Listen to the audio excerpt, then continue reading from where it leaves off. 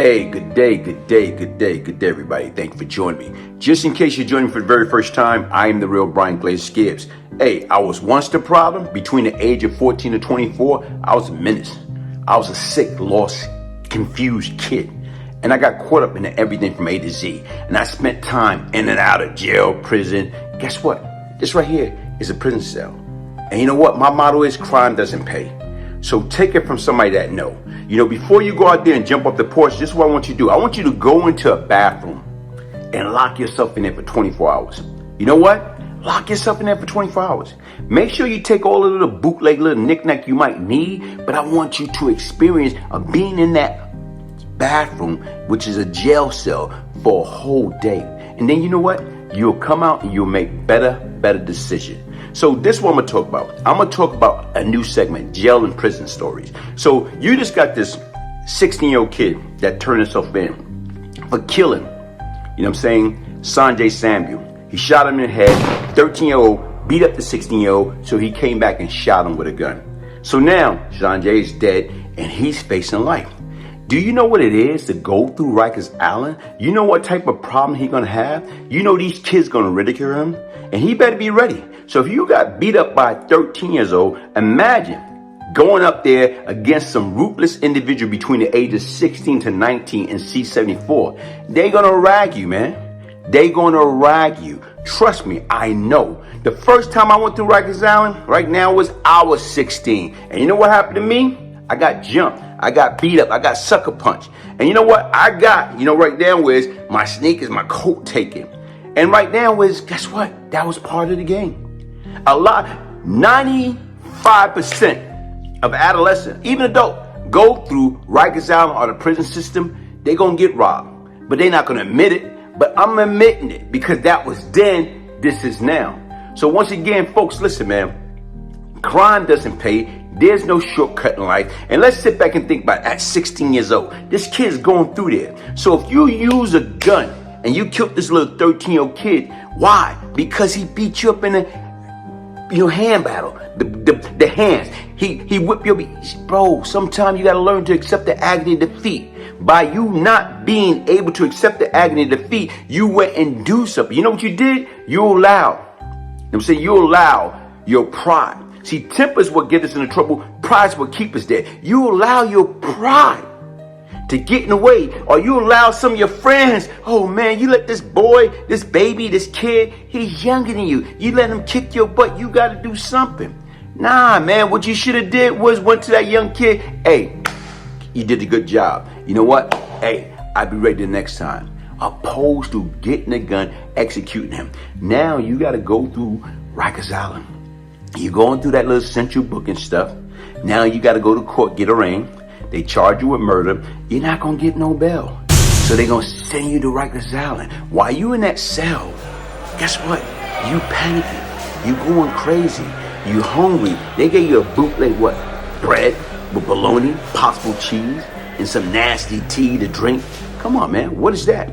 So now when you get on that bus and they take you over to C-74 and you go through C-74 and you got to get processed in that bullpen. You know what? They're going to strip search you. All right. Certain things you can keep, certain your clothes, certain like keys and knickknacks, your phone, you're not going to be able to keep. They're going to put in your property. Now, while you're in that bullpen, you're going to be there for hours before they find a designated house for you. And then right now is they probably even, I don't know, somebody probably recommend put you on suicide watch. So if you're on suicide watch, guess what? They're going to put you somewhere where as far as you lock in the cell. And they're watching your every move, trying to prevent you from wanting to commit suicide. Because guess what? Your mind can't even digest what's about to happen. So not only that, you might have people on that gate in the bug out unit with you. And you know what they might be saying? They might be talking trash. They might be ridiculing you. Yo, man, you dumb MFer. How in the hell you go and kill a little 13-year-old? You know, like I say, okay, a fight is a fight.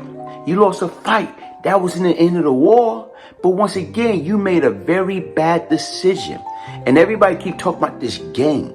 So if y'all guys are in a gang, y'all got some effed up leaders because they leading you down the wrong path. So just like me, when I went through there, I went through my little situation. Let me read something, man. Let me read something. All right. Unlike my first trip, I was jumped, beaten up, and robbed. Now I'm a victim, being exploited. How my partner in crime exploited others. However, they was innocent victim, robbed and attacked for no reason. That's when I learned the meaning of the old glitch. What goes around comes around. Didn't let it stop me. Just made me understand if someone steal from me and I steal from someone else, the merry-go-round. 90% of those processed at Rikers Island was robbed by fellow inmates of shoes, clothing, jewelry, and sometimes any individual got their manhood taken by force. I would become one of the Fortune 10%. Rikers Island was like the Roman Olympic. Only the strong survive, as well as what doesn't kill you make you stronger. So like I told you, I went through that. I'm talking about going through Rikers Island, getting beat up. They take your shoes and all that stuff. Then guess what? You do it to somebody else. Monkey see, monkey do. But at the end of the day right now, folks, who the hell want to be locked up in a jail cell, being victimized? Right now, the food is horrible. You got to get accustomed to it. So this little 16-year-old going through this facility, he got to get accustomed to this whole stuff. This is something totally different. What's going to happen is, guess what? Here it is, probably like the first week or so, he's not going to be able to eat. Because when you're going through that child line, or even right now, if he's in custody, as far as in a psychiatric ward, and they the bug out unit, and they watch him, they bring in your food. And even when they bring your food, they bring you medication too. So once again, you got to eat nasty food. But then again, if you're so depressed, you ain't going to want to eat anything. You know why? Because you're depressed. You know why? Because right now is your mind cannot wrap around like, how in the hell did I get myself in this predicament? And I know your parents, most of them, what they doing? They trying to find money to get you a lawyer. They trying to find money to get up just in case you get a bail. But at the end of the day right now is you're going to go through hell. And then right now, if you go to a regular population and you got to deal with these guys, man, I'm telling you ahead of time, make sure you're doing a bunch of push-up, man. Make sure you're doing everything you need to do, get ready. Because once again, these young, vicious cat is coming. You know why they coming? Because once again, they look at you like, damn, man, you was 16 and you killed the 13-year-old, man. Nah, man, it's not worth it, folks. Listen, folks, take it from somebody that knows. Crime doesn't pay. I'm the real Glaze Gibbs. If I can change, anybody could change. You know why? Because change come from within. One love.